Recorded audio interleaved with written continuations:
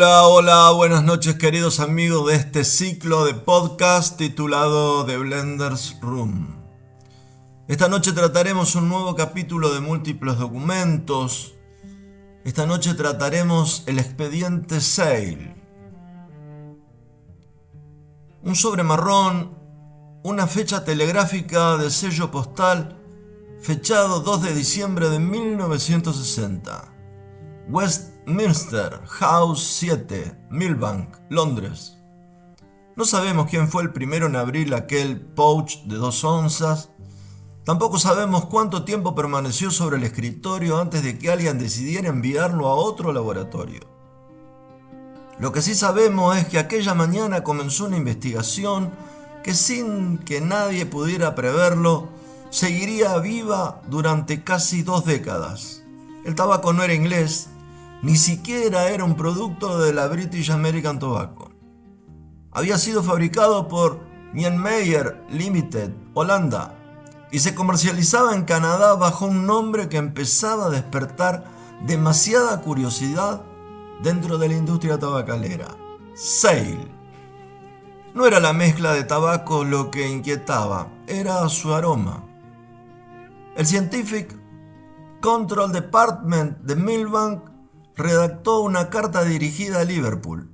No era un informe, no era una orden, era una solicitud de investigación. Dentro del sobre viajaba el pouch original y junto a él unas pocas líneas. Le envío un pouch de 2 onzas del tabaco mencionado. Está fabricado por Niemeyer Limited, Holanda, y se vende en Canadá. Hasta aquí, nada que pareciera extraordinario. Pero la siguiente frase revela el verdadero motivo del envío. Estamos particularmente interesados en el flavor, en su aroma añadido a este tabaco, y desearíamos que lo identificaran y nos enviaran muestras de un tabaco de pipa similar que reproduzca este aroma. No estaban pidiendo un análisis químico, no pedían copiar la mezcla, pedían algo mucho más difícil: recrear un aroma. Y entonces aparece la primera observación, escrita casi al pasar, pero que con el tiempo demostraría tener una enorme importancia. Notará que el flavor es muy intenso y atraviesa el pouch de polietileno. Mi impresión, dice la nota, es que se trata de un aroma de maple con una nota a nuez. Esa frase merece un minuto y detenernos, porque no está hablando de tabaco, habla del envase. Antes incluso de abrir el pouch, el aroma ya escapaba a través del polietileno. Esto significaba que una parte importante del aroma, del flavor, estaba formada por compuestos extraordinariamente volátiles. Era una característica tan llamativa que fue la primera observación registrada oficialmente. Y sin saberlo, también era la primera pista. La carta termina con una despedida formal. Nada hace pensar que este simple envío de un pouch de 2 onzas terminaría convirtiéndose en una investigación internacional. Sin embargo, el expediente ya estaba abierto. Ahora el pouch viajaba hacia Liverpool, y allí alguien tendría que responder una pregunta que parecía sencilla: ¿qué llevaba realmente el aroma de Sale? Liverpool, 28 de diciembre de 1960. Habían transcurrido apenas 26 días desde que el pouch salió de Londres. En ese tiempo no hubo silencio, hubo trabajo, en realidad muchas horas de trabajo. Alguien abrió el pouch original, lo examinó, lo olió en frío, lo desmenuzó entre los dedos, preparó tabaco base, dosificó aromatizantes, esperó, volvió a comparar y después repitió el procedimiento una y otra vez. Cuando finalmente la respuesta regresó a Millbank, ya no era una simple opinión. Era el resultado del primer intento serio por reconstruir el secreto de Sale.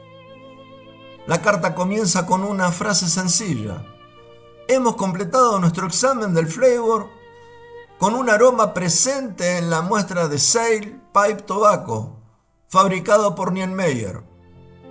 y enseguida aparece el primer gran descubrimiento del expediente. Consideramos que el flavor básico es Portai con la adición de Lassen y posiblemente Sintos o Efangas. 4 palabras: Portai, Lassen, Sintos, Efangas. Ninguna otra explicación, ninguna definición. Los investigadores las describen como si formaran parte del vocabulario cotidiano de cualquier perfumista del grupo de la British American Tobacco. Pero en realidad no lo eran. Eran nombres internos, claves. Eran nombres en códigos. Eran símbolos que significaban otra cosa. Y por primera vez, desde que comenzó esta investigación, uno de esos códigos acaba de salir a la luz. Archivo desclasificado Portai. Primera aparición documental, 28 de diciembre de 1960. Identidad: aceite de abedul.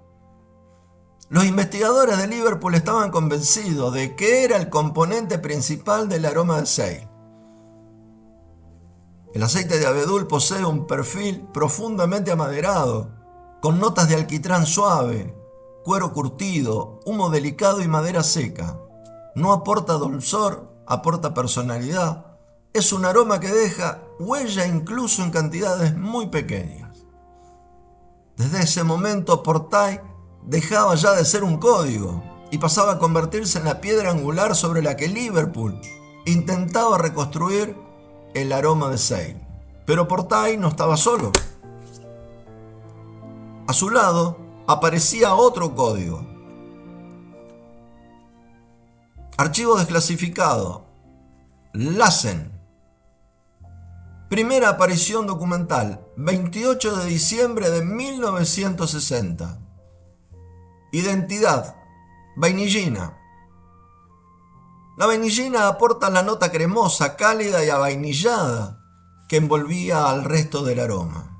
Curiosamente, apenas 4 días antes, desde Millbank responderían que precisamente esa nota de vainilla seguía siendo insuficiente en las muestras preparadas por Liverpool. La habían detectado, pero todavía no habían logrado reproducirla. Y todavía quedaban otros nombres. Archivo desclasificado, Sintos. Primera aparición documental, 28 de diciembre de 1960.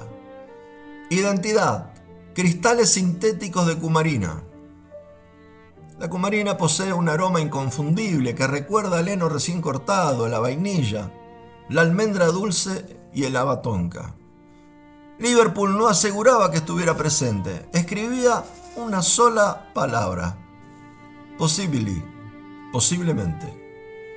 Es una palabra importante porque demuestra que todavía estaban trabajando sobre hipótesis, todavía no tenían pruebas. El cuarto nombre permanecía envuelto en incertidumbres: Efangas. Liverpool lo menciona, pero no utiliza finalmente en ninguna de las muestras enviadas.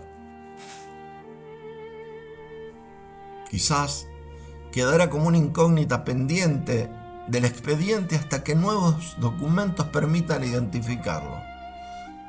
La carta continúa y entonces por primera vez aparecen las formulaciones completas. No una, 5. 5 intentos diferentes de reconstruir el aroma de Sale utilizando exactamente el mismo tabaco base. Los investigadores eligieron como soporte Old English Curve Cut, nada más que sin aromatizar previamente.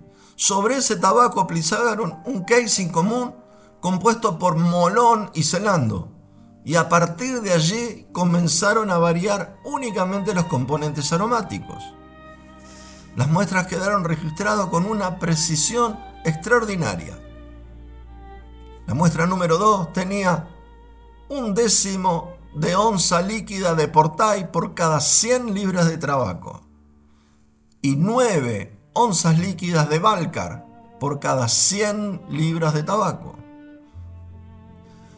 La fórmula era sorprendentemente simple: una base de aceite de abedul y una cantidad muy superior de Valcar, nada más. Pero inmediatamente surge otro nombre que hasta ahora permaneció oculto: Archivo desclasificado, Valcar, primera aparición documental, 28 de diciembre de 1960. Identidad, base dulce, compuesta por notas de bayas, cítricos o uvas con un fondo fresco mentolado. Mientras Portay construía una estructura amaderada y ahumada, Valcar aportaba luminosidad, dulzor, frescura y una enorme capacidad de difusión aromática. Si Portay era la columna vertebral del flavor, Valcar era el aire que lo hacía salir del pouch. Y eso explicaría por qué los investigadores insistían tanto en reproducir el aroma que atravesaba el polietileno incluso antes de abrir el paquete. La investigación acababa de dar un paso enorme, pero todavía estaba muy lejos de encontrar la respuesta. Milbank, 4 de enero de 1961. La respuesta de Londres llegó con una rapidez poco habitual. Habían pasado apenas 7 días desde que Liverpool enviara sus 5 formulaciones. Eso solo podía significar una cosa. Las habían probado inmediatamente, las habían olido, las habían fumado y todavía no estaban satisfechos. La carta comienza con un reconocimiento. He examinado todas las muestras. No dice hemos, dice alguien personalmente las evaluó, una por una. Luego llegó a primer veredicto oficial de toda la investigación. He seleccionado la muestra número 2 como la mejor. Liverpool probablemente respiró aliviado. De las 5 formulaciones, solo una sobresalía. Pero la tranquilidad duró apenas una línea, porque inmediatamente aparece la frase que vuelve a poner toda la investigación en foja cero. Pero todavía no se acerca demasiado al flavor de Sale. Habían acertado, pero no lo suficiente. Entonces Londres explica exactamente dónde estaba el problema. Y esa observación cambiaría por completo el rumbo de la investigación. Estoy de acuerdo en que Porter es uno de los principales ingredientes de su flavor, pero a mi juicio falta la nota predominante de vainilla y maple que impregna el fino polietileno del pouch de Sale. Era una observación extraordinariamente precisa. No estaba diciendo que Portay fuera incorrecto, todo lo contrario. Confirmaba que Liverpool había encontrado el corazón del aroma. El problema estaba encima de ese corazón. Faltaba la capa superior. La nota que escapaba del envase incluso antes de abrirlo.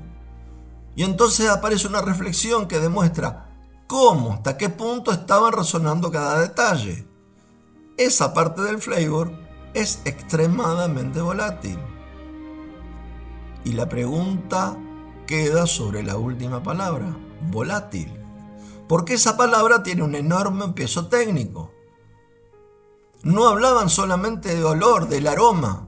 Hablaban de la capacidad física de ciertas moléculas para evaporarse, difundirse y atravesar un film de polietileno mucho antes de que el fumador tocara el tabaco.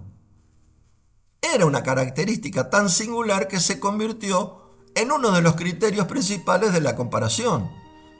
No bastaba con que el tabaco oliera igual y que se compartiera y se comportase de la misma manera.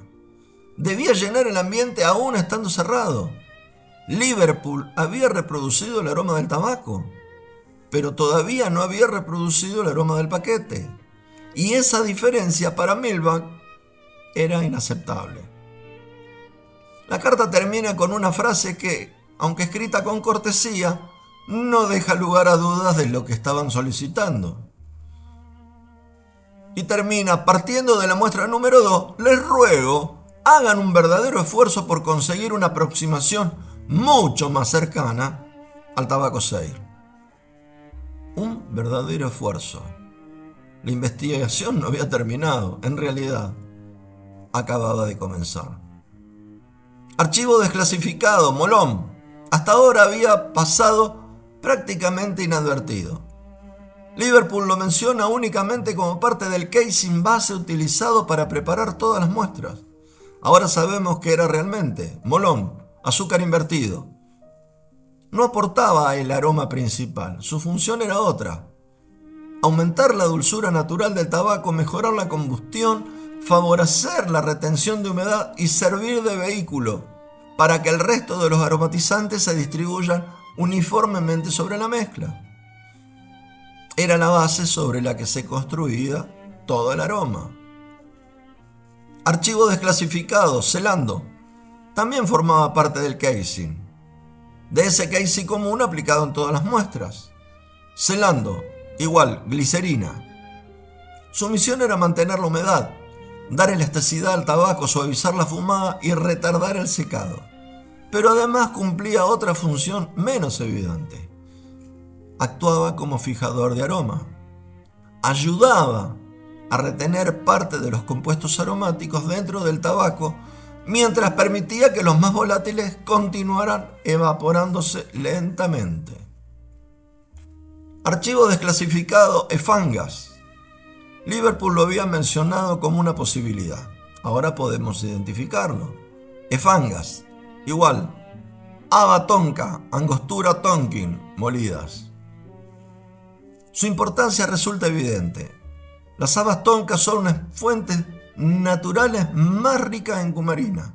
Es decir, Liverpool estaba considerando dos caminos completamente distintos para llegar prácticamente al mismo objetivo. Uno sintético, Sintos, cristales sintéticos de cumarina, y otro natural, Efangas, habas tonka molida. Dos soluciones diferentes, pero un mismo perfil aromático. Pero, por el momento, ninguna conseguía reproducir completamente el misterio que seguía escapándose a través del delgado polietileno del pouch de Sale. Enero de 1961, la respuesta de Milbank no quedó sin efecto. Liverpool recibió nuevamente el expediente junto con las observaciones. Ya no partían de una hoja en blanco. Ahora sabían exactamente qué pensaba Londres de sus primeras 5 formulaciones. El diagnóstico era claro. Portay estaba bien encaminado, pero la nota dominante de vainilla y maple seguía sin aparecer con la intensidad del original. Liverpool volvió al laboratorio. Esta vez, el objetivo ya no era descubrir el aroma, era corregirlo. Pocos días después salió una nueva carta. No era una discusión teórica, era una respuesta técnica, punto por punto, a las observaciones recibidas desde Londres. Los investigadores explican que habían preparado nuevas muestras, tomando como punto de partida la muestra número 2. Precisamente la que Milbank había considerado la mejor aproximación. Sin embargo, antes de modificar ingredientes decidieron revisar otra cuestión: la intensidad. No bastaba con agregar más aroma. Había que comprender cuál de los componentes era realmente responsable de esa nube aromática que escapaba del pouch cerrado. Por eso comenzaron a variar las proporciones de los ingredientes ya identificados. El documento vuelve a mencionar Portay, vuelve a mencionar Valcar y vuelve a mencionar Lassen, pero ahora aparecen acompañados de observaciones mucho más específicas sobre el comportamiento aromático de cada preparación. Liverpool reconoce implícitamente algo muy interesante. No estaban intentando copiar una receta, estaban intentando copiar una percepción, es decir, el recuerdo olfativo que producía Sale. Eso explica por qué el intercambio entre laboratorios comienza a parecerse más el diálogo entre perfumistas que el trabajo de químicos. No hablaban solamente de ingredientes, hablaban de impresión aromática, de persistencia, de carácter, de difusión, de equilibrio, y de cómo pequeñas modificaciones alteraban completamente el resultado final. En uno de los pasajes más reveladores del intercambio, Liverpool deja entrever que el problema podía no estar únicamente en la formulación aromática. También podía encontrarse en el propio tabaco utilizado como soporte, y esa observación tenía una importancia relevante. Hasta ese momento toda la atención estaba concentrada sobre el casing, pero por primera vez aparece otra hipótesis. ¿Y si el carácter de Sale ¿realmente no provenía únicamente del aroma, del flavor? ¿Y si el blend base también estaba contribuyendo a esa identidad? La pregunta quedó abierta y generó otra nueva hipótesis. Y no recibió una respuesta inmediata. Pero a partir de ese instante la investigación dejó de centrarse exclusivamente en los aromatizantes y comienza lentamente a incorporar otro protagonista, el propio tabaco. Y ese cambio de enfoque terminará conduciendo meses más tarde a análisis mucho más profundos que ya no buscarán solamente reproducir un aroma. Buscarán comprender la composición completa de Sale. La nueva correspondencia no quedó archivada, volvió a viajar. Cada carta llevaba anotaciones, cada respuesta generaba nuevas pruebas y cada nueva prueba obligaba a preparar otra serie de muestras. Lo que comenzó con un pouch de 2 onzas ya se había convertido en un expediente técnico. A estas alturas, Milbank ya no esperaba una simple opinión de Liverpool, esperaba resultados. Y Liverpool empezó a responder con un nivel de detalle cada vez mayor. Las formulaciones ya no eran una curiosidad. Se habían transformado en eje de toda la investigación. Cada ingrediente aparecía cuidadosamente dosificado. No había expresiones ambiguas. No escribían un poco más, escribían décimas de onza fluida. Escribían cantidades por cada 100 libras de tabaco. Escribían exactamente cuánto modificaban una fórmula respecto de la anterior. Eso demuestra algo muy importante. No estaban improvisando, estaban trabajando bajo un método experimental. Una única variable cambiaba por vez. Todo lo demás permanecía constante. Así podían saber exactamente qué modificación producía cada ingrediente. Y allí aparece otra característica notable de los documentos. Nunca hablaban de hacer un tabaco mejor, siempre hablaban de una sola cosa: acercarse al tabaco Sale. No buscaban recrear ni mucho menos crear, buscaban reproducir. La diferencia parece sutil, pero cambia completamente la filosofía del proyecto. Un creador puede permitirse interpretar, pero un investigador no. Cada desviación era considerado un fracaso y cada parecido era considerado una victoria. Mientras tanto, el expediente empezaba a crecer.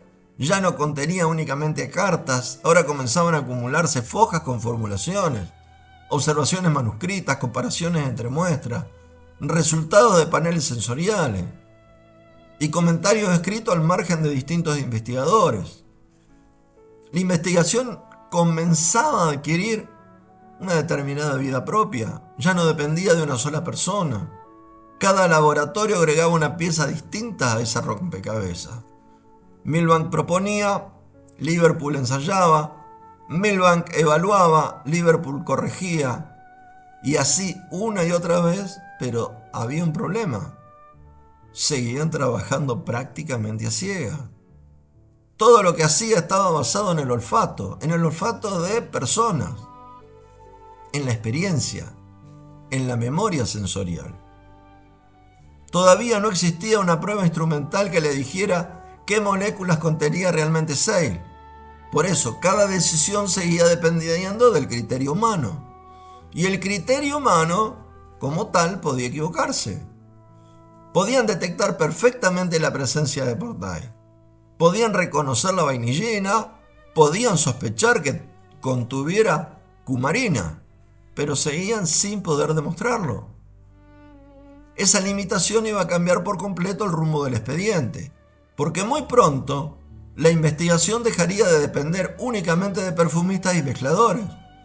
Entrarían en una escena otra disciplina, la química analítica, y con ello aparecerían instrumentos capaces de hacer lo que el olfato humano nunca podría lograr: separar una a una las moléculas que componían el aroma de Sale. La investigación estaba a punto de abandonar el terreno de la hipótesis para entrar por primera vez en el de la evidencia científica. 6 de enero de 1961. La respuesta de Londres no fue una carta, fue un telegrama. Y si tenemos a pensar un poquito, eso, dentro de una compañía como la British American Tobacco, significaba una sola cosa: urgencia. No había tiempo para esperar el correo. No había tiempo para redactar otra carta de varias páginas. H.H. Evers tomó el teléfono telegráfico y envió un mensaje directo a Liverpool. El texto comienza haciendo una aclaración que revela el malentendido entre ambos laboratorios. Estamos particularmente interesados en igualar el flavor de esta marca y no tanto el tabaco. Es decir, Liverpool había comenzado a preocuparse por reproducir también la mezcla de hojas utilizada por Niemeyer. Y Milbank detiene inmediatamente ese camino. Les recuerda cuál era el objetivo original del expediente. No copiar Sale, sino copiar su aroma. El telegrama continúa. Como se indicaba en la carta original, un tabaco de pipa similar que contenga el flavor, aroma mencionado, sería suficiente. El Old English Curve Cut resulta perfectamente satisfactorio para efectuar la comparación del flavor con Sale. Esa frase tiene una enorme importancia histórica, porque confirma oficialmente que el Old English Curve Cut nunca fue elegido porque se pareciera a Sale.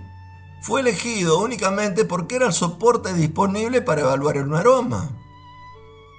Eso explica por qué Liverpool nunca modificó su blend durante la primera etapa de la investigación. Milbank no se lo estaba pidiendo. Luego viene quizás el párrafo más humano de toda la correspondencia. H.H. Evers escribe: "No tengo intención de ser crítico". La frase parece amable, pero inmediatamente agrega: "Pero creo que con un poco más de trabajo ustedes deberían conseguir una aproximación mucho más cercana a la muestra número 2. Y remata con una frase que deja ver el nivel de exigencia que existía entre ambos laboratorios. Comprendo perfectamente que igualar aromas suele ser una tarea difícil, pero no creo que deban presentar nada que no sea razonablemente cercano a la marca competidora". No era una sugerencia, era un estándar. Liverpool debía seguir trabajando y así lo hizo. Pasó poco más de un mes. El laboratorio volvió a encerrarse, nuevos ensayos, nuevas mezclas, nuevas comparaciones. Finalmente, el 10 de febrero de 1961, Liverpool vuelve a escribir a Milbank. Esta vez la carta ya no contiene 5 formulaciones, contiene solamente 2. Las muestras número 7 y número 8. Esto significaba que entre enero y febrero hubo al menos varias pruebas intermedias que nunca llegaron a enviarse o que fueron descartadas antes de salir del laboratorio. Liverpool comunica que ha completado nuevos experimentos y que envía las muestras bajo cubierta separada, es decir, en un paquete distinto dentro de la carta. Y entonces aparecen otra vez las formulaciones completas. Muestra número 7, Portai, 1/5 de onza líquida, Sintos, 0,24 onzas, Valcar, 12 onzas líquidas por cada 100 libras de tabaco. Comparada con la antigua muestra número 2, la evaluación es evidente. Portai prácticamente se duplica, Valcar aumenta de 9 a 12 onzas fluidas y Sintos también incrementa su presencia. Liverpool estaba reforzando los 3 pilares que consideraba fundamentales del aroma. Pero la verdadera novedad aparece en la siguiente formulación, muestra número 8. Portai, 1/5 de onza líquida, Sintos, 0,24 onzas, Valcar, 12 onzas líquidas y aparece Maple, 0,25 onzas líquidas, también por cada 100 libras de tabaco. Maple R nunca había aparecido antes y su incorporación no fue casual. Liverpool había leído atentamente la crítica de Evers. Recordaba perfectamente aquella frase: la prominente nota de vainilla maple. Ahora decidían atacar precisamente ese punto. No modificaron Portai, no cambiaron el soporte, no alteraron el casing. Simplemente añadieron un componente específico de maple para comprobar si era la pieza que faltaba. Pero la carta contiene todavía una observación extraordinaria. Liverpool devuelve el pouch original de Sale y escribe algo que puede pasar desapercibido, pero que resulta revelador. Creemos que la muestra original del competidor ha perdido parte del olor de Portai y francamente pensamos que estas nuevas muestras deberían compararse con un pouch de Sale mucho más fresco. Por favor, si pudiera conseguir uno nuevo.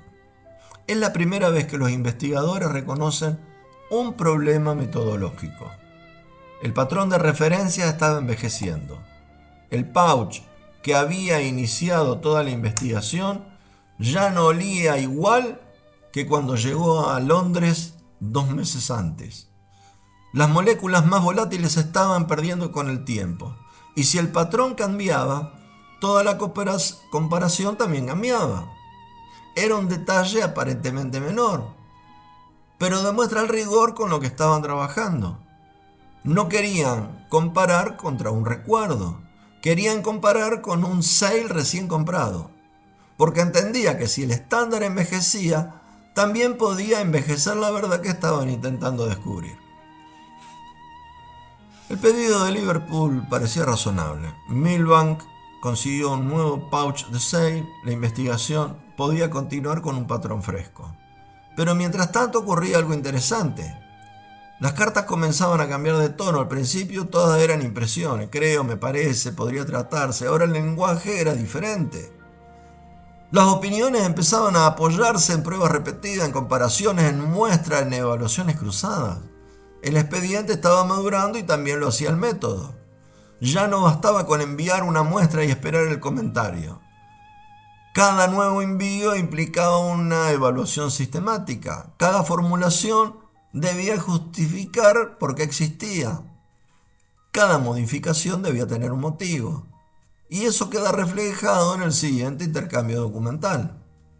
Poco después de recibir las mezclas número 7 y número 8, Milbank vuelve a examinarlas cuidadosamente. La carta deja claro que ambas fueron comparadas con el nuevo pouch de Sale y entre sí. Y el resultado vuelve a ser mixto. Hay avance, es cierto, pero todavía no existe una copia convincente. Milbank reconoce que Liverpool está acercándose. Sin embargo, vuelve a insistir sobre el mismo problema, la impresión aromática inicial. Ese golpe de aroma que escapaba apenas acercaba el pouch a la nariz. Una y otra vez aparece el mismo concepto. No era suficiente reproducir el aroma durante la fumada, había que reproducir el aroma antes de abrir el envase. Eso seguía siendo la firma de Sale. Y entonces aparece un detalle muy interesante dentro de la correspondencia. Milbank deja de hablar únicamente de ingredientes y entonces empieza a hablar de equilibrio. No critica a un componente aislado, critica la relación entre ellos. Quizás demasiado Portai podía endurecer el conjunto, demasiado maple podía volverlo artificial, demasiada vainillina podía ocultar el resto del perfil. La dificultad ya no consistía en descubrir qué ingrediente tenía Sale, eso en gran medida comenzaba a estar claro. La verdadera dificultad era encontrar la proporción exacta entre todos ellos. Y ese era un trabajo casi de relojería. Una décima de onza podía modificar completamente el carácter del aroma. Y ese tipo de observaciones explican por qué los investigadores seguían utilizando cantidades extraordinariamente pequeñas. Porque no trabajaban con libras, trabajaban con décimas de onza fluida. Porque estaban ajustando un perfume, no condimentando un tabaco. En medio de ese intercambio aparece otro dato importante. Liverpool reconoce que algunas de las materias aromáticas utilizadas poseen una intensidad tan elevada que continúan modificando el aroma del tabaco incluso varios días después de haber sido aplicada. Es decir, el momento de evaluación también comenzaba a convertirse en una variable experimental. No era lo mismo leer una muestra recién preparada que hacerla una semana después. Los componentes más volátiles disminuían, los más pesados permanecían, el equilibrio cambiaba y eso obligaba a establecer tiempos de reposo comparables entre Seil y las muestras experimentales. Era una observación extraordinariamente moderna para comienzos de 1961. No solamente estaban comparando aromas, estaban comparando su evolución en el tiempo. Mientras tanto, el expediente seguía creciendo, ya no era solamente un intercambio entre Milbank y Liverpool. Las cartas comienzan a insinuar que otros laboratorios del grupo de la British American Tobacco podrían aportar herramientas que Liverpool no tenía. Hasta ese momento todas las conclusiones provenían del olfato humano, pero la siguiente etapa incorporaría algo completamente distinto: equipos capaces de separar los componentes del aroma uno por uno. No para adivinar qué había en Seil, sino para demostrarlo. Y esa decisión marcaría un antes y un después de toda la investigación. Habían pasado apenas unos meses desde que Westminster House enviara aquel primer pouch de 2 onzas a Liverpool. Sin embargo, el expediente ya había cambiado de naturaleza. Al principio buscaban un aroma, ahora estaban construyendo un método, y ese método comenzaba a revelar algo que ninguno de los investigadores había escrito explícitamente, pero que se desprende de toda la correspondencia. Seil, como tal, no era un aroma único. Era un aroma formado por capas. Tenía una capa profunda, una capa media y una última extremadamente volátil, que era lo que se percibía al recibir el pouch, lo que el portador sentía apenas tenía el pouch en sus manos. Por eso cada vez que Liverpool lograba reproducir una de ellas, otra desaparecía. Cuando aparecía el cuero y la madera de Portail, faltaba el brillo. Cuando conseguían el brillo, desaparecía la profundidad. Cuando aumentaban la vainillina, el conjunto perdía naturalidad. Era como intentar reconstruir un acorde escuchando una sola nota por vez. Durante esos meses el expediente llega a convertirse y a llenarse de observaciones repetidas. No son casuales. Son los conceptos que una y otra vez aparecen en las cartas. Very Volatile, Maple Note, Vainillin, Portail, Closer, Approximation. Los investigadores ya no estaban descubriendo ingredientes, estaban afinando un equilibrio. Y cuando más afinaban, más evidente se volvía una realidad incómoda. El olfato humano había llegado prácticamente a su límite. Hasta ese momento, todas las decisiones habían dependido de personas. De un mezclador, de un perfumista, de un catador, alguien que olía, alguien que comparaba, alguien que escribía. Creo que, me parece. Pero la ciencia avanzaba rápidamente y disponía de laboratorios mucho más sofisticados que los de Liverpool. El expediente estaba a punto de cambiar de manos. Años después, cuando se revisa toda la documentación completa, se entiende que este fue el verdadero punto de inflexión de la investigación. Ahora llegaba el momento de poner esa hipótesis a prueba. Ya no bastaría con decir, creo que hay vainillina, había que demostrarla. Ya no bastaría con sospechar cumarina, había que encontrarla. Ya no bastaba con afirmar que existía una nota de maple, había que identificar qué moléculas la producían. Y era un cambio enorme. 15 de febrero de 1961. La correspondencia vuelve a salir desde Liverpool con destino a Scientific Control Department, Westminster House, 7, Milbank, Londres. El remitente responde a las observaciones realizadas por H. Evers, quien había evaluado las muestras número 7 y número 8 comparándola ya con el pouch fresco de Sale. Al finalizar la carta dice: la investigación sigue abierta y estamos en un punto de quiebre. Pasan los meses, las cartas disminuyen, pero el expediente no se detiene. Simplemente cambia de escenario. Las pruebas prácticas realizadas en Liverpool ya habían permitido establecer varias certezas. Por tal consistía la base del aroma. Lassen era indispensable para la nota vainillada. Sintos aportaba profundidad y dulzor. Valcar contribuía a la difusión al carácter brillante del flavor. El aroma debía atravesar el pouch de polietileno incluso antes de abrirla. Ahora era necesario comprobar científicamente aquellas conclusiones. Por eso el expediente fue remitido al laboratorio de Montreal, donde comenzaría una nueva etapa basada en análisis instrumentales. Allí por primera vez las hipótesis construidas durante meses por los mezcladores serían confrontadas con la evidencia química. Primavera de 1961. Durante los meses siguientes, el intercambio entre Scientific Control Department, Westminster House, Londres, y el laboratorio de Liverpool se volvió constante. Ya no se trataba de una simple consulta técnica. Cada carta respondía a la anterior y cada respuesta daba origen a nuevos ensayos. Y entonces ocurre, por primera vez, Sale dejaría ser solamente un olor y se convertiría en un cromatograma. Y para cada pico que apareciera sobre ese papel sería una nueva pista, no una opinión, no una intuición, una evidencia. Montreal, 1961. El expediente fue remitido al laboratorio de la British American Tobacco en Canadá. Allí no trabajaban mezcladores de tabaco, sino especialistas en análisis químico instrumental. Su misión era distinta a la de Liverpool. No debían recrear Sale, debían averiguar qué contenía realmente.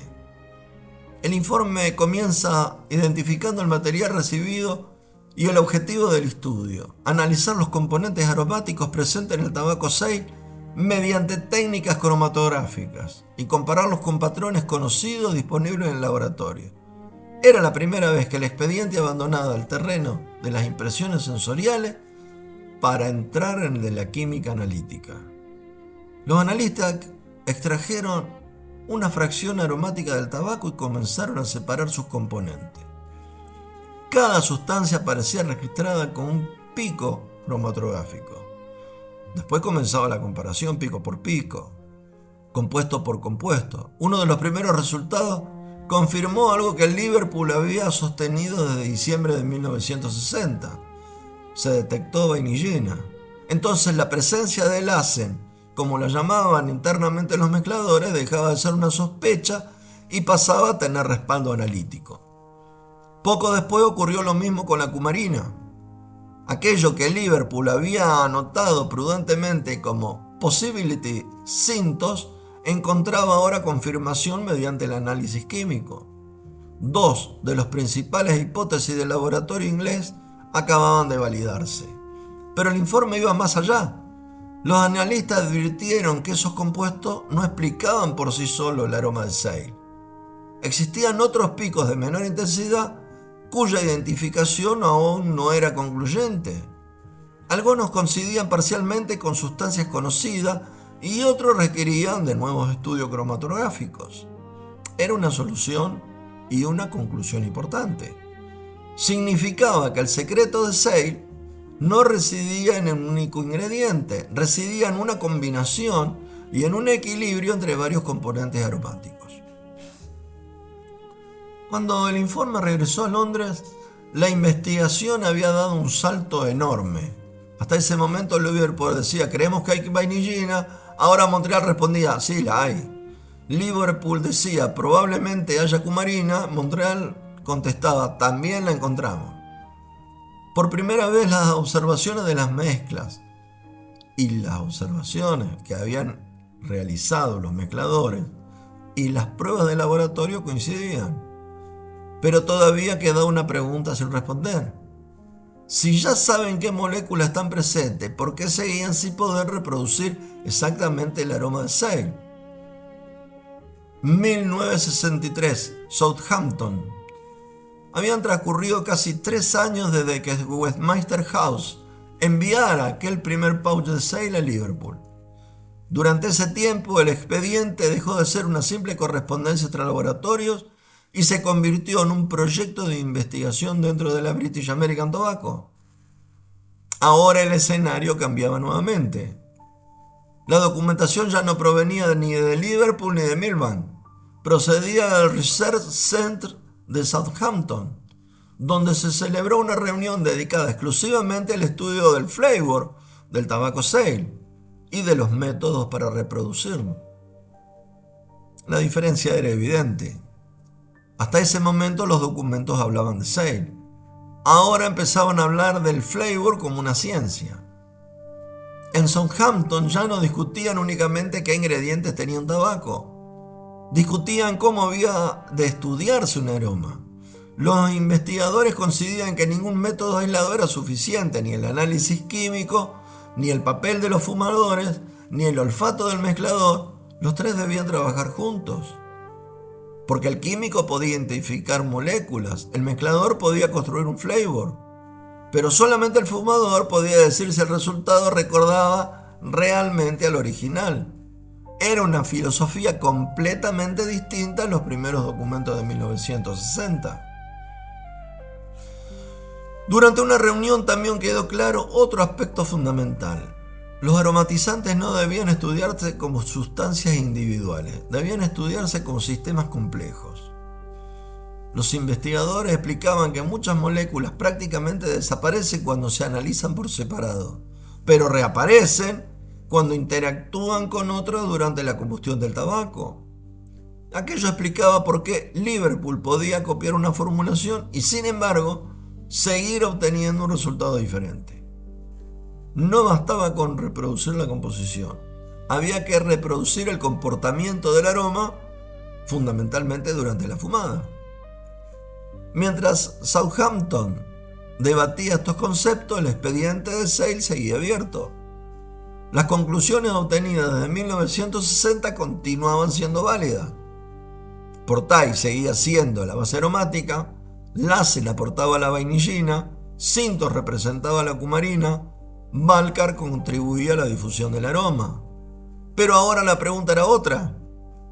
¿Cómo interactuaban entre sí una vez aplicado al tabaco y sometidos al calor de la pipa? Esa cuestión abriría una nueva etapa de investigación. Ya no bastaba con identificar ingredientes. Había que comprender el comportamiento del flavor desde que el fumador abría el pouch hasta que agregaba la última brasa. Southampton, 1973. La reunión terminó, pero las investigaciones no. Los documentos generados en Southampton comenzaron a circular entre los distintos laboratorios de la British American Tobacco. Fueron a Liverpool, a Millbank y a Montreal. Ya no trabajaban de manera aislada. A partir de ese momento, las conclusiones obtenidas por un laboratorio pasaban a alimentar el trabajo de los demás. El expediente de Sale dejaba de ser un caso particular y se había convertido en un modelo de estudio. Durante 1963 aparece una nueva serie de documentos internos con formulaciones más codificadas aún. Ya no se habla de muestra 2 o muestra 8. Ahora las preparaciones reciben códigos propios del Departamento de Investigación, como GF53, K77 y K88. Cada una representa una combinación diferente de aromatizantes destinada a comprobar cómo variaba el resultado final. Los investigadores ya no trabajaban por intuición. Cada nueva formulación tenía un propósito específico: modificar una sola variable, observar el resultado, registrar el cambio y volver a empezar. Uno de esos informes explica cómo determinados componentes producían un excelente aroma en el tabaco sin encender, pero desaparecían casi por completo durante la fumada. Otros hacían exactamente lo contrario. Apenas se percibían en frío, pero aparecían claramente cuando el tabaco comenzaba a quemarse.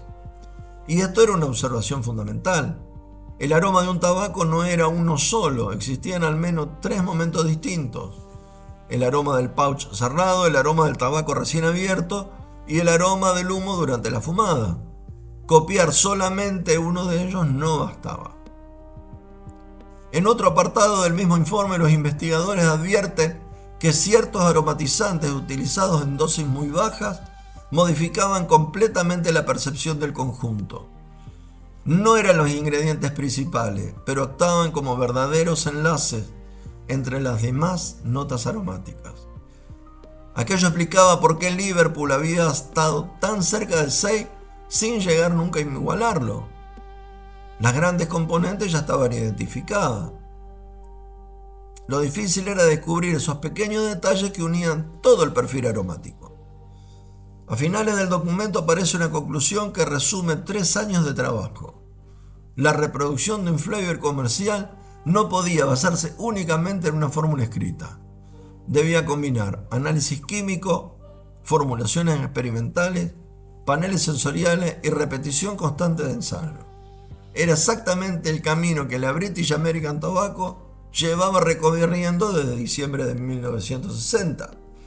Pero la investigación tomaba un camino inesperado. Al contrario, los documentos que aparecerían durante la década siguiente demostraría que incluso con toda esa información, el aroma del Seil seguiría resistiéndose a ser reproducido con absoluta fidelidad. 5 de marzo de 1964. La investigación llevaba más de 3 años abierta. Esta vez la carta no parte de Liverpool, llega a Liverpool. El destinatario es Mr. G.G. Kirwan, de Scientific Control Laboratories, Commercial Road, Liverpool, Lancashire, Inglaterra. La carta está fechada el 5 de marzo de 1964 y lleva como asunto Dutch Pipe Tobaccos, tabacos holandeses. El remitente comienza sin rodeo. Le escribe John Kirwan porque considera que la información puede ser útil para la investigación que Liverpool continúa realizando sobre los tabacos holandeses.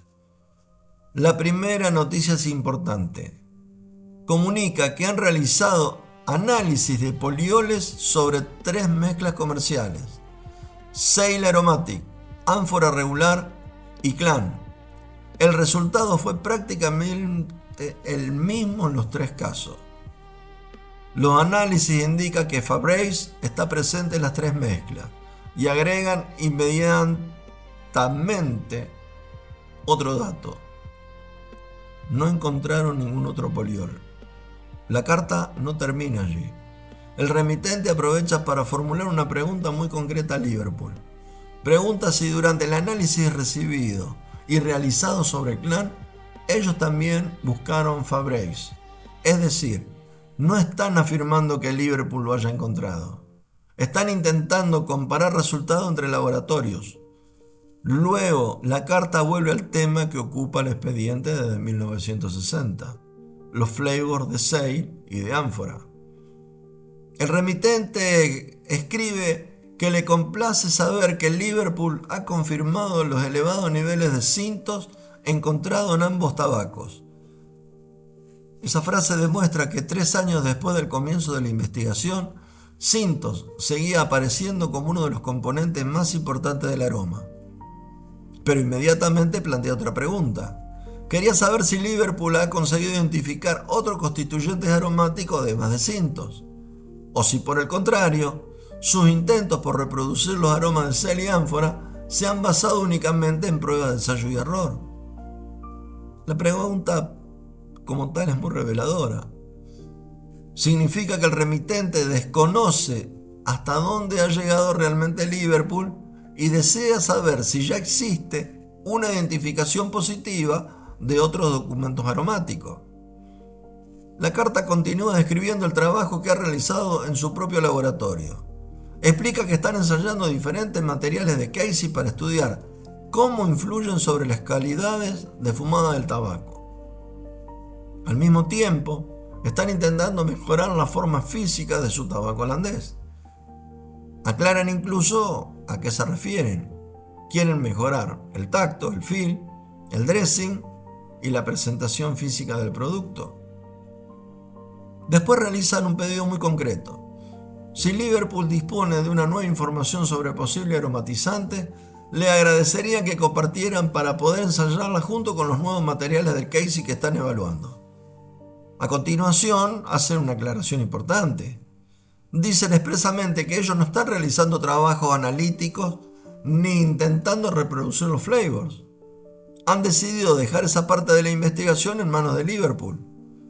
Y agregan una frase que demuestra la confianza depositada en ese laboratorio. Confiamos en que tendrán éxito. Antes de terminar, el remitente recuerda otra cosa. Hace referencia a la carta enviada por Liverpool el 24 de enero, en la que John Kirwan había manifestado que en ese momento consideraba haber llegado prácticamente al límite de lo que podía conseguir con Flavors. Sin embargo, explica el motivo de esta nueva carta. Le escribe por si desde entonces hubiera aparecido alguna nueva información o algún nuevo hallazgo de interés que pudiera ayudar a continuar la investigación. La carta concluye con un cordial saludo. Está firmado por R.S. Wade, manager del Research and Technical Service Laboratorio, y lleva copia para Mr. R.A. Woodward. 7 de julio de 1964. El expediente vuelve a Liverpool. Ya no se trata de una carta breve intercambiando opiniones, es un informe técnico preparado después de varios años de trabajo sobre Sale. El documento resume los resultados obtenidos al comparar Sale Aromatic Pipe con un tabaco control, preparado para producir su tipo pero sin casing ni flavor. Los investigadores explican primero el método empleado. Ambos tabacos, el Sale y el tabaco control, fueron extraídos con cloroformo. Posteriormente, esos extractos fueron separados en numerosas fracciones aromáticas mediante cromatografía en columna. Después, únicamente las fracciones presentes en Sale y ausentes en el tabaco control fueron estudiadas en profundidad. El informe indica que hubo 4 componentes cuya identificación pudo realizarse con seguridad. Los denomina Identified Flavors: coumarin, vainillin, etilvainillin, isoeugenol. Los autores aclaran además que el grado de certeza alcanzado para cada uno fue intenso. La cumarina fue separada cuantitativamente mediante cromatografía en columna y en papel. La vainillina fue rectificada y verificada mediante espectros ultravioleta e infrarrojos. Y el informe añade un comentario importante. Consideran que su origen es sintético. La etilvainillina también fue identificada positivamente, pero la cantidad aislada era demasiado pequeña para realizar una determinada cuantitativa suma fiable. Los investigadores agregan que suele encontrarse como impureza en la vainillina comercial y por ese motivo no la incorporaron cuando intentaron reconstruir el aroma de Sale. El documento titula Indicated Flavor, es decir, componentes cuya presencia sospechan pero que todavía no pueden demostrar de manera definitiva. Y el primero de esos aromas que encuentra es olive oil. Los investigadores explican que sospechan la presencia de un aceite de este tipo debido tanto al olor como al aspecto en una de las fracciones obtenidas durante la separación cromatográfica. No afirman que sea aceite de oliva. Simplemente indican que el comportamiento de esa fracción apunta en esa dirección. El informe continúa describiendo otra fracción muy particular. Durante el aislamiento de distintas fracciones apareció un sólido amarillo claro que contenía una cantidad muy pequeña de un material con olor ligero y agradable que recordaba al cuero fresco. Los investigadores indican que ese material no pudo ser identificado, aunque observaron que poseía una función carbonilo. A pesar de encontrarse en cantidades mínimas, consideraban que podía tratarse de un componente pequeño pero esencial dentro del aroma característico de Seil. El documento sigue analizando otros componentes sospechosos. Entre ellos aparece el apartado dedicado al licoriz. Los autores concluyen que existe una fracción compatible con ese aroma, pero aclaran que es mucho más probable que proceda de regaliz natural que sea de una esencia artificial, ya que las imitaciones comerciales presentan una nota superior mucho más dulce que no aparecen en la fracción aislada. A continuación estudian otra fracción que les recuerda al Opoponax. Sin embargo, también aquí son prudentes. Explican que el material aislado posee un aspecto marrón oscuro y semisólido, con una nota inicial semejante al opoponáceo, pero sin el característico olor de agujas de pino. Además, detectan una cantidad relativamente elevada de ácido benzoico, lo que le hace pensar que probablemente exista algún tipo de bálsamo, aunque no pueden identificarlo con seguridad. El informe concluye con una observación que cambia nuevamente el rumbo de la investigación.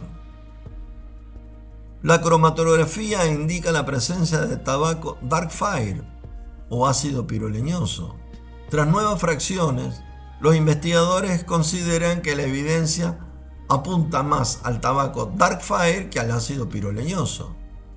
Incluso estiman que Seil podría contener aproximadamente un 8% de tabaco dark fire.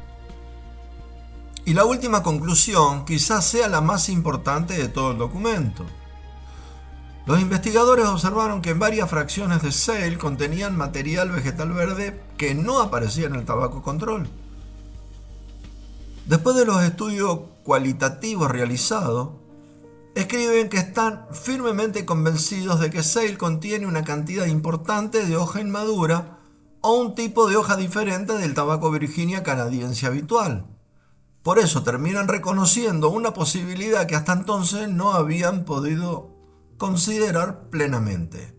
Y una de las razones por la que nunca lograron reproducir exactamente Seil podía ser que la diferencia entre el tabaco base utilizado como control y el tabaco base de Seil era demasiado grande como para poder compensarse únicamente mediante aromatizantes. Después de exponer qué componentes lograron identificar en Seil y cuáles solamente pudieron sospechar, el expediente cambia completamente la naturaleza. Ahora ya no habla de cromatografía solamente, ahora aparece una formulación industrial. El encabezado dice Casing and Flavor Dutch Mill Aromatic Tobacco. El primer aportado corresponde al casing. La formulación utiliza sobre 1000 libras de strips. La siguiente, K63, 30 libras, K46, 30 libras, K52, 30 libras, K408, 1 libra y 8 onzas. Total aplicado 91 libras y 8 onzas por cada 1000 libras de tabaco. El documento pasa luego al flavor. Indica que el producto GF53 debe aplicarse a razón de 365 onzas por cada 1000 libras de tabaco en peso seco. Y aclara expresamente, aplicar sobre la mezcla ya encasada después del secado. A continuación figura otro aromatizante independiente, el K77. Cantidad de aplicación, 16 libras por cada 1000 libras de strips en peso seco. Y vuelven a insistir, Aplicar después del secado del casing. El expediente continúa mostrando cómo se prepara internamente el GF53. Y la mezcla está formada por K395 36 onzas, K397 67,20 onzas, K78 42 onzas, agua 168,86 onzas, GF52 53,34 onzas. Total 365 onzas. Pero el documento no termina allí, todavía falta explicar cómo se prepara precisamente ese flavor GF52. Y entonces aparece una segunda formulación. GF52 se prepara utilizando K88 0,60 onzas, K275 0,16 onzas, K394 0,32 onzas, K78 4 onzas. Total 5,8 onzas. Este último cuadro confirma algo que ya había anticipado Montreal en la carta de septiembre de 1963. El K88, o sea, Synthos, no se incorpora directamente al GF53. Primero forma parte del GF52 y recién ese GF52 incorpora como uno de los componentes del GF53. Es decir, Synthos llega al flavor final no como un material primario, sino como parte de una formulación intermedia, como un agregado independiente. Pasa el tiempo, 5 de febrero de 1970. Product Evaluation Division, PDM número 44, autor Luther Krause, asunto Sale Pipe Tobaccos. 5 años habían pasado donde habían cambiado completamente la forma de investigar. A finales de 1964 el laboratorio hablaba de cromatografía, cumarina, vainillina, isoeugenol y fracciones aromáticas. En febrero de 1970 el enfoque era otro. Ahora el objetivo consistía en desarmar comercialmente toda la familia Sale fabricada por Theodore Sonnenmeyer, de Holanda. El memorando identifica como 4 productos distintos: Regular Dutch Blend, Natural Dutch Blend, Light Aromatic Dutch Blend y Aromatic Dutch Blend. Y deja constancia que todos son fabricados por Theodore Sonnenmeyer. Regular Dutch Blend. El documento comienza describiendo físicamente el producto: peso neto 1,3 onza, tipo de corte Jack Cut de 18,8 cortes por pulgada. Después describe el perfil aromático. Los evaluadores aprecian anís, chocolate y otro ingrediente responsable de un aroma semejante al de nuez. Nutty-like lo llaman.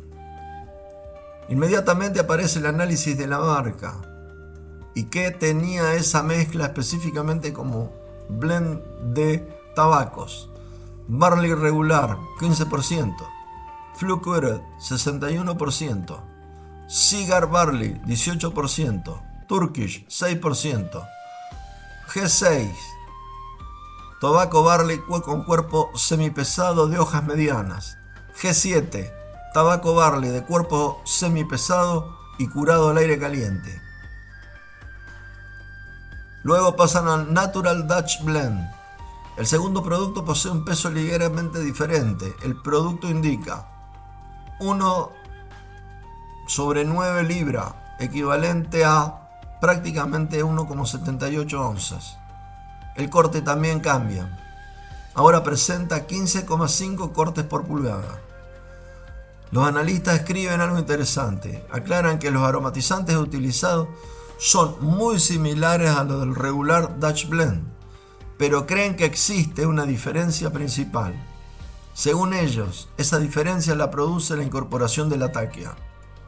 El análisis de la mezcla es el siguiente: Barley regular 15%, Flue-Cured 60%, Cigar Turkey 16%, Turkish 4%, G5 2% de barley semipesado y curado al aire caliente.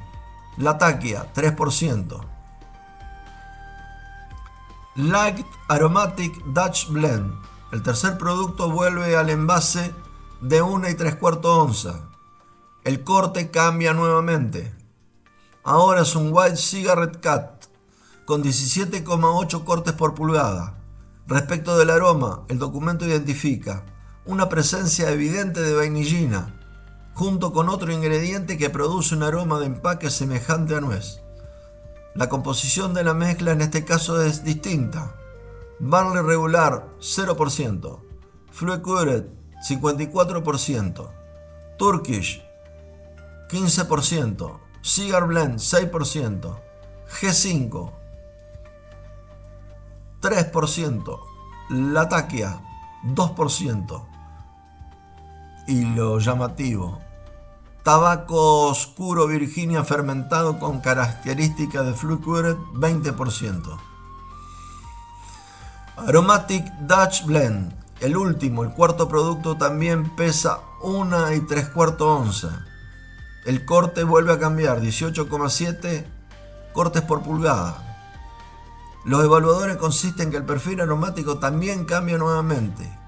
Detectan un nivel elevado de vainillina, pero aparece almizcle, bálsamo, musk y el aroma aportado por el Latakia.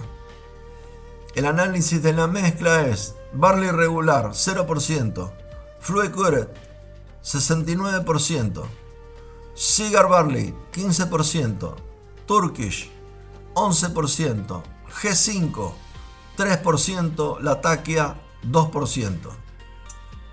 El memorando termina con una observación metodológica muy importante. Los analistas advierten que estos porcentajes deben interpretarse con cautela porque las mezclas contienen una proporción importante de tabaco laminado, laminated tobacco, cuyos componentes individuales son extremadamente difíciles de identificar. Además, indican que tanto el G5 como la Latakia parecen haber sido incorporados en partículas muy pequeñas después del casing, y posteriormente el tabaco fue cortado bajo presión, dejando esas partículas adheridas a la superficie de las hebras grandes. Por ese motivo, concluyen que estas características deben tenerse en cuenta al interpretar cualquier análisis de composición realizado sobre estas mezclas. Entonces, con el memorando de febrero de 1970, el expediente sobre Sale puede considerarse prácticamente concluido. Durante casi 10 años, distintos laboratorios de la British American Tobacco habían perseguido un mismo objetivo. Primero identificaron moléculas, después reconstruyeron casing, más tarde reprodujeron flavor. Finalmente, desarmaron la hoja por hoja. Lo que había comenzado en Westminster House en diciembre de 1960 como una simple consulta sobre un tabaco holandés había terminado convirtiéndose en un conocimiento profundo de toda una familia de mezclas holandesas. Pero mientras aquel expediente se cerraba, otro mucho más ambicioso comenzaba a abrirse. Porque ya no se trataba de copiar un producto, la pregunta era mucho más grande. ¿Cómo debía investigar la British American Tobacco el sabor del tabaco durante las próximas décadas? Y esa respuesta no iba a llegar desde Liverpool, ni desde Montreal, ni desde Holanda. Llegaría desde un lugar que ya había aparecido fugazmente años atrás, de Southampton. Southampton, 1977. Han pasado 7 años. La industria tabacalera también ha cambiado, los métodos analíticos ya son más sofisticados, los paneles sensoriales son más numerosos, la química del aroma ha avanzado enormemente y la British American Tobacco reúne nuevamente a sus investigadores. Esta vez no para descubrir el aroma de Sale, ni el del ánfora, ni de ningún producto en particular. El documento que aparece ahora lleva un título completamente distinto, ya no habla de una marca, habla de una disciplina completa. Enero de 1977. Han pasado 7 años desde el último gran estudio comparativo realizado por la BAT. Durante ese tiempo la compañía continuó comparando tabacos comerciales en el mercado y analizándolos y sometiéndolos a paneles internos de fumadores. Pero el enfoque ya había cambiado. Ya no intentaban descubrir, como en 1960, la receta de Sale. Ahora entendían cómo medir con la mayor objetividad posible cómo se comportaban los productos de la competencia frente a frente, tanto en el laboratorio como en la pipa. El siguiente documento está fechado el 28 de enero de 1977 y lleva el código PS 2777. Su título es Flying Dutchman and Sale Aromatic Pipe Tobacco. La idea era comparativa entre dos grandes típicos tabacos holandeses al medir el Tobacco Sale con otro del mismo origen. Ambos productos, fabricados por Theodore Meyer, habían sido recibidos el 6 de enero de 1977 en respuesta al memorando de T.P. Purnan, dirigido por C.R. Miller el 23 de diciembre de 1976. El documento comienza comparando ambos tabacos exactamente como llegaban al mercado. Los dos se comercializan en envases de 1,5 once, 42 gramos y medio. Sin embargo, el peso promedio real difería. Sale Aromatic presentaba un peso promedio de 41,7 gramos, mientras que Flying Dutchman promediaba 39,6 gramos. Los analistas midieron inmediatamente la humedad. En Sale Aromatic encontraron 22,3 y 22% de humedad. En Flying Dutchman encontraron desde 18,8 hasta 15,4.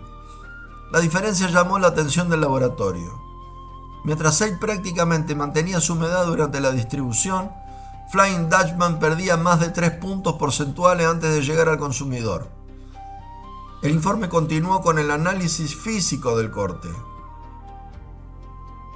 En Flying Dutchman realizaron un tamizado completo.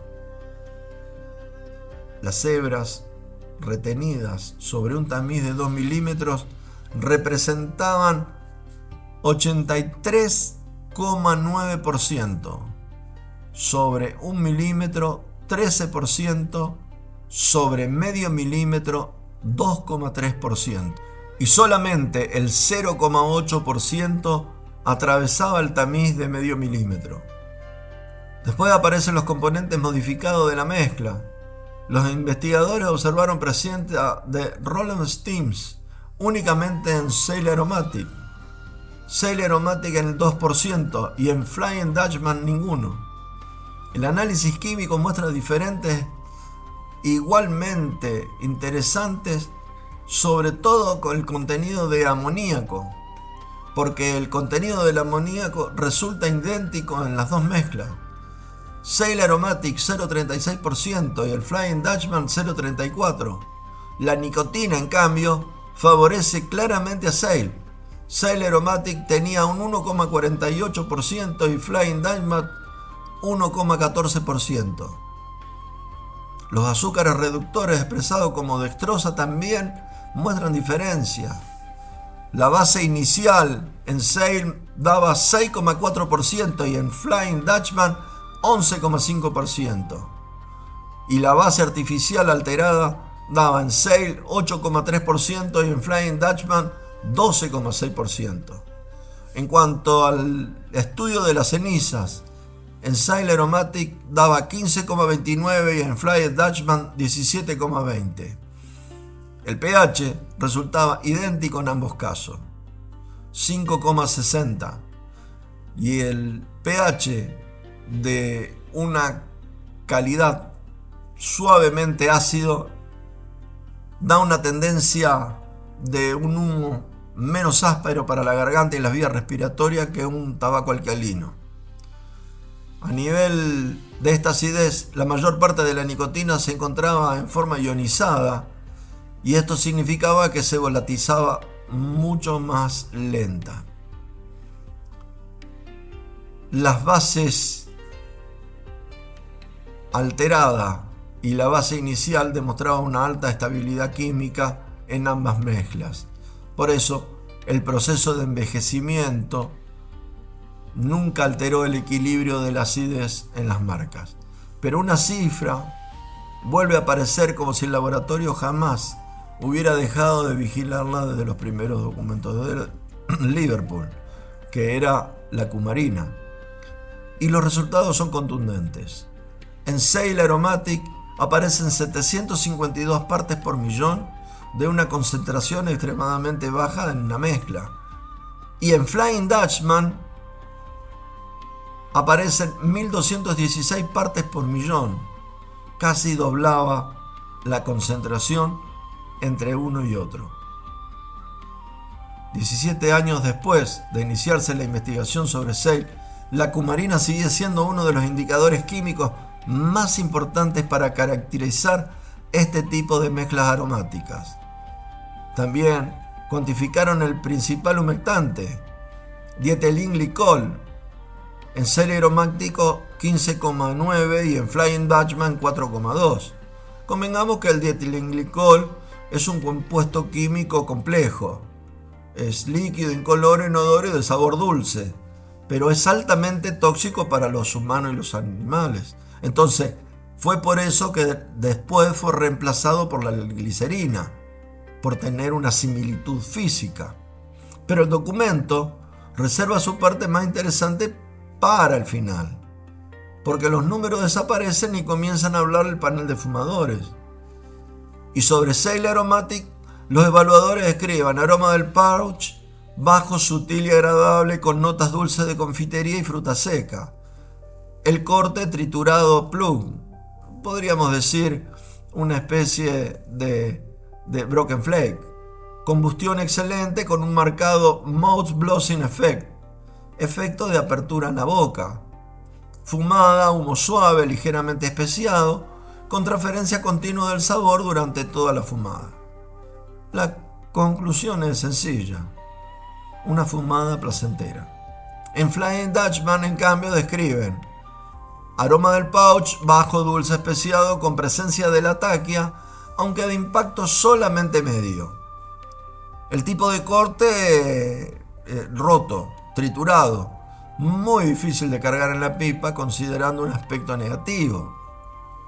La combustión es excelente porque es un tabaco más fino, uno de los tabacos con mejor comportamiento de encendido que había fumado el panel. Y en la fumada el humo moderadamente suave con un dulzor sutil y un fondo ligeramente picante, aunque el sabor general fue considerado menos agradable que el de los otros tabacos evaluados. Este informe no cerró la evaluación. Al día siguiente el laboratorio ampliaría la comparación incorporando un tercer competidor que en esos años comenzaba a ganar una enorme presencia en el mercado norteamericano. 16 de febrero de 1977. Ya no se trata únicamente de comparar Sail Aromatic con Flying Dutchman. En esta ocasión, el laboratorio incorpora un tercer producto de la misma familia, Sail Regular. El memorándum, fechado el 16 de febrero de 1977, va dirigido a R.C. Miller, vicepresidente de marketing de American Cigar, y lo firma H.D. McDaniel, Cigar Coordinador, Research and Development. El asunto es simple: Sail Aromatic, Sail Regular and Flying Dutchman Smoking Tobacco. Desde el comienzo, McDaniel recuerda el origen del trabajo. Explica que el estudio responde al memorándum enviado el 23 de diciembre de 1976 y que los tres tabacos fueron adquiridos tanto en comercios minoristas como mayoristas para comprobar si existían diferencias entre ambos, cambiando el origen y los canales de distribución. Entonces, empiezan las comparaciones sobre la humedad, tanto si era una compra minorista o una compra mayorista. Empiezan análisis completo del tabaco, determinación de componentes, modificaciones de la celda, contenido de humectantes. Sin embargo, Sail Regular no fue sometido nuevamente a todos los análisis químicos porque ese producto era controlado periódicamente dentro del programa Sail de seguimiento dentro del mercado y ya había tenido análisis y había sido estudiado en septiembre de 1976. Pero los estudios continúan y entonces buscan componentes modificados, tallos enrollados dentro de cada una de las mezclas, encuentran que en Sail aromática tenía el 2%, en Sail regular el 2,8%. En Flying Dutchman no encuentran tallos enrollados. Buscan la cantidad de amoníaco expresado como nitrógeno básico volátil. Y el Sail Aromatic le daba 0,34%, Sail regular 0,35% y Flying Dutchman 0,34%. Diferencias insignificantes. En cambio, como mostraba el análisis anterior, el contenido de nicotina sí mostraba variaciones.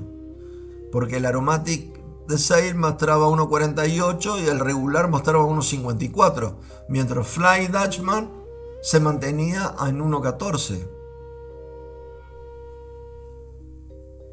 El laboratorio continuó con los análisis de los azúcares reductores, a ver cuál era el más ameno. Y entonces termina que el Sail Aromatic tiene un 8,3%, el Sail regular un 13,4% y el Flying Dutchman un 12,6%. La ceniza más o menos lo mismo, el pH sigue exactamente igual, 5,60. La cumarina, acá aparece la gran diferencia. Si habíamos dicho que en Sail Aromático tenía 752 puntos por millón y Flying Dutchman 1,216 puntos por millón, en Sail regular apenas tenía 47 puntos por millón. ¿Por qué? Porque ya habían sacado la cumarina, porque se presentaba como un producto que no era bueno para la salud. La segunda página abandona completamente los datos analíticos y habla al panel interno de fumadores. Los investigadores comienzan describiendo Sail Aromatic. El aroma del pouch es definido como bajo, sutil y agradable. Todo igual que prácticamente sin modificaciones, solamente se habría agregado el nuevo tabaco. El aroma del pouch vuelve a describirse como dulce especiado y con presencia de la taquia, aunque de un impacto bajo. Pasan los meses y un nuevo documento viaja a Estados Unidos, a Richmond, fechado el 30 de septiembre de 1977. Es un documento que no pertenece estrictamente al expediente Sail. Sail aparece allí apenas como una referencia dentro de un análisis comparativo más amplio entre humectantes utilizados en diferentes tipos de tabacos de pipa. Se hacen comparativas.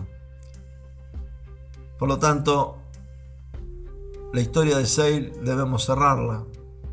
El verdadero final se encuentra en los documentos entre enero y febrero de 1977. Allí, 17 años después de la primera carta enviada de Liverpool, Sail vuelve a colocarse sobre la mesa del laboratorio, pero ya nadie pregunta cuál es la fórmula secreta. Ya no se intenta separar su aroma de fracciones, ni reconstruirlo mediante códigos. Sail se compara como un producto completo, se mide su humedad, se determina la nicotina, se cuantifican azúcares, cenizas, cumarina y humectante. Se observan los cortes, cómo se carga dentro de una pipa, cómo se enciende, cómo se fuma. Entonces podemos decir que el recorrido ha sido largo. Desde diciembre de 1960, Sail representaba un enigma comercial. Su aroma era intenso, persistente y difícil de reproducir. La British American Tobacco quería saber qué contenían, cómo se elaboraba y por qué conseguía un efecto que sus propios ensayos no lograban igualar. Comenzaron buscando ingredientes. Liverpool, como ya dijimos, recibió muestras y preparó producciones. Cada hallazgo parecía abrir una nueva pregunta. Cuando conseguían identificar una molécula, el resultado completo seguía sin aparecer. Entonces comprendieron algo decisivo. El problema podía no estar solamente en el aroma. También estaba en el tabaco base, en el tipo de hoja, en su grado de madurez, en el prensado, en el corte. En fin, Sale no era una esencia aplicada sobre cualquier mezcla, era un sistema. En 1970, Labatt desarmó la familia Sale en 4 versiones comerciales y estimó sus proporciones de Virginia, Barley, Turkish y Latakia. Y así, prácticamente, el expediente Sale termina. Ahora, nos preguntamos, ¿no? ¿Qué contenía Sale? Y el expediente terminó respondiendo no algo diferente. Sale no pudo explicarse por un solo componente, porque su identidad se encontraba en la interacción entre la hoja, el casing, el flavor, los humectantes, el proceso físico, el corte y la manera en que todos ellos se transformaban durante la fumada. En realidad, no era una receta definitiva. Tampoco era una fórmula perfectamente reproducida. Hemos visto que durante casi 17 años Sale fue observado desde todos los ángulos posibles. Fue olido en frío, extraído en solvente, separado mediante cromatografía, comparado con tabacos control, desarmado hoja por hoja. Liverpool intentó comprender el flavor, Montreal desarrolló formulaciones de aproximación, Milbank y otros centros compararon composiciones y propiedades físicas. Los paneles sensoriales tradujeron los números nuevamente en lenguaje del fumador. Saber qué contiene un tabaco, además de cumarina, no explica cuánto de ella debe utilizarse, ni en qué momento se incorpora, ni cómo interactúa con la vainilla, con el casing y con la hoja. Saber que contiene un determinado porcentaje de humectante no explica completamente su textura. Saber que tiene Latakia, Turkish o Dark Fire tampoco explica la calidad de la mezcla si no se conoce el origen. La investigación demostró que una formulación puede copiarse sobre el papel y continuar siendo diferente la pipa. Porque fumar no es analizar una lista de ingredientes. Como siempre decimos, percibir una transformación. Una combustión modifica el tabaco, el calor libera algunos aromas y destruye otros. La humedad condiciona la velocidad del quemado, el corte regula la entrada de aire. La presión y la maduración modifican la integración entre las hojas. Y el fumador recibe el resultado de todo ese proceso como una experiencia única. Por eso el expediente Sale sigue, creo, para mí, y espero que para ustedes también, siendo valioso. No porque entregue una fórmula secreta terminada, sino porque registra el esfuerzo de toda una industria para comprender a lo largo de un montón de años por qué un producto conseguía una identidad que no podía reproducirse simplemente reuniendo sus componentes aparentes. Y si hacemos un poquito de memoria de esta hora y media, en sus páginas aparecen éxitos, dudas y errores. Aparecen hipótesis desacertadas. Aparecen investigaciones que reconocen que habían llegado al límite de lo que podían conseguir. Y aparece finalmente una lección fundamental. La identidad de una mezcla no se encuentra en un ingrediente más fuerte, sino en la relación entre todos sus componentes. Y esa lección trasciende a Sale. Trasciende a Sale porque todo en ello parece pertenecer a un mismo lenguaje. Y cada mezcla tiene una hoja distinta, dulzura, aroma, humedad, corte, combustión, evolución dentro de la pipa. Y cuando ese equilibrio se consigue, el fumador deja de perseguir una fórmula y percibe una identidad. Y los fumadores de Sale percibían esa identidad.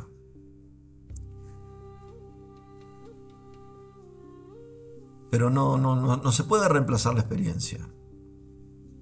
La química mostró que sustancias estaban presentes, el laboratorio permitió comparar cantidades, la tecnología reveló procedimientos, pero la decisión final siguió perteneciendo al humo y a quien lo recibía. Punto. Como siempre. Ya terminando este expediente Sale, continúa siendo reconocible lo que siempre decimos. No porque permanezca oculto detrás de un secreto imposible de describir, sino porque el carácter nació de una combinación precisa de elementos que aislados podían copiarse, pero juntos resultaban mucho más, pero mucho más difíciles de reproducir. Y ahí está la diferencia entre fabricar una mezcla y crear un tabaco con personalidad y después querer copiarlo. Fabricar es reunir componentes. Y crear un buen tabaco, conseguir que esos componentes dejen de parecer separados, que formen una sola voz, que no sean notas de instrumentos que se generan desordenados, sino como una sinfonía.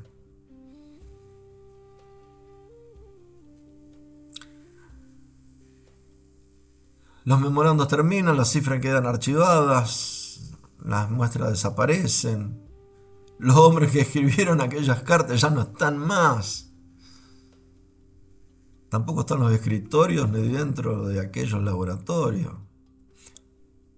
Pero no olvidemos que en noviembre de 1974, de las oficinas del Group Research Department Center de la British American Tobacco en Londres, se enviaba a Buenos Aires, Argentina, la formulación del Flavor Recipe F19, que en 1975 la British American Tobacco, filial argentina, sacó como el mítico y recordado Exeter aromático para pipa. Y oh, qué casualidad, que el flavor era bastante, pero bastante parecido al tabaco sale y a los tabacos típicos holandeses en su aroma. Pero ya es tarde y eso pertenece a otra historia. Por eso, cada vez que alguien abre una lata antigua, reconoce un aroma olvidado o recuerda una fumada que ya no puede repetir, parte de aquella historia vuelve a aparecer.